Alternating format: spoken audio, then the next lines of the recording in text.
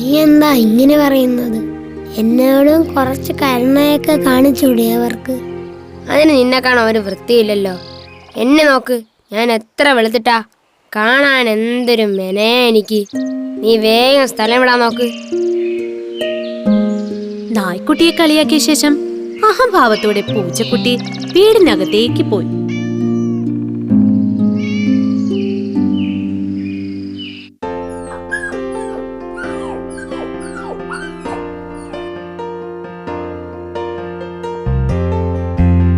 ചിന്നുവിനെ കണ്ട നായ്ക്കുട്ടി സ്നേഹത്തോടെ പാലാട്ടി എഴുന്നേറ്റ് നിന്നു. അത് കണ്ട ചിന്നുവിന് എന്തെന്നില്ലാത്ത സന്തോഷവും.